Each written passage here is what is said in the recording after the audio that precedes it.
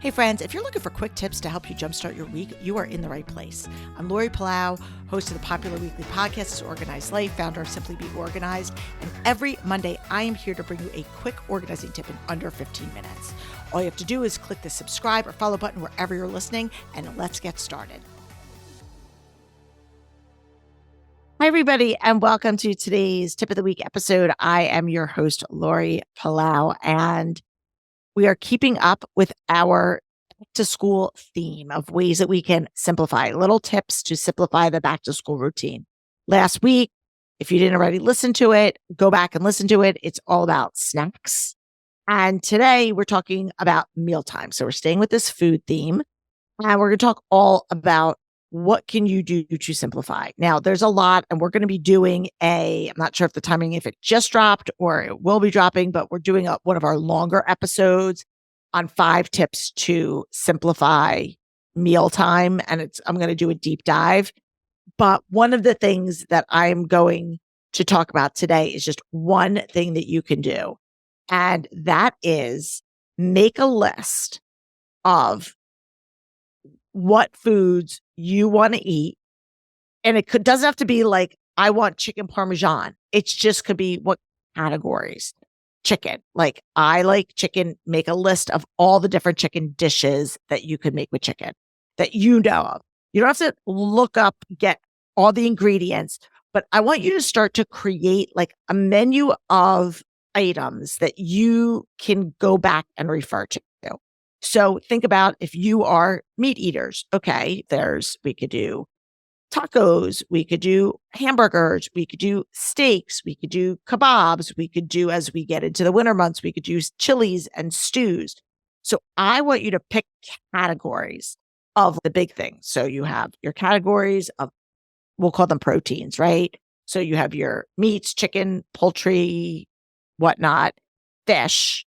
If you're a vegetarian or vegan, you can have your own categories for plant-based foods as well. Then I would maybe do vegetables and just make a list of like different ways that you could prepare your vegetables.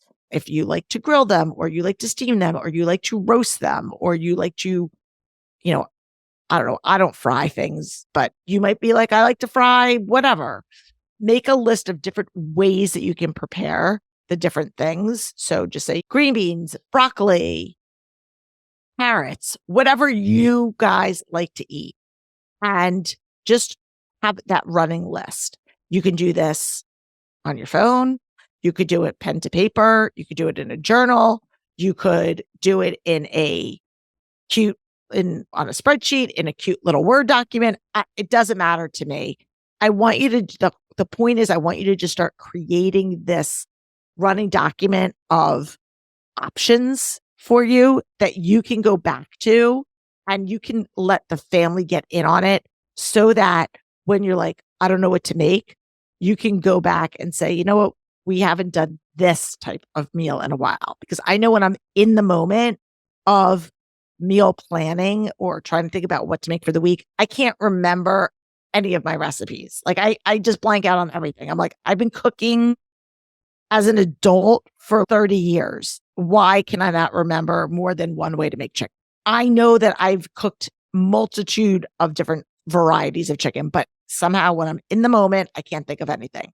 So when you have time, I want you to just start writing that down. And it would be great if you could have this somewhat accessible. Again, this is why I like putting things on my phone, or at least having it so that it like syncs to my phone. Because if you're sitting in the car pickup line and you're like, oh, this looks interesting, you can just add that, and you could, whether it's a link or just the name of the item, to your kind of curated recipe list.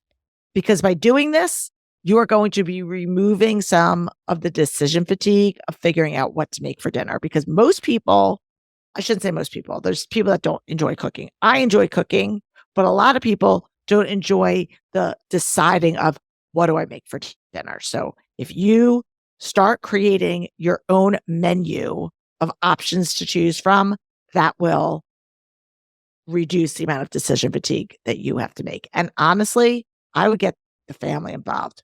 Let them pick some things. What are some ways that you like to have chicken? What are some ways that you like to eat meat? Like, I hate meatloaf. I love meatloaf. I love turkey burgers. I don't like turkey burgers. I like vegetarian chili. I only like chili with meat. I know that oftentimes, especially if we're in a family, we've got a lot of different people who have different opinions, and you're not always going to please everybody. But if you can create this this resource guide for you, that'll be a place for you to go back to. That's it for my tip of the week. Again, if you have questions for us, shoot us up in the comments or drop us an email, DM, whatever. Let us know. We will answer them or answer your questions on the air or get back to you on email. And until next week.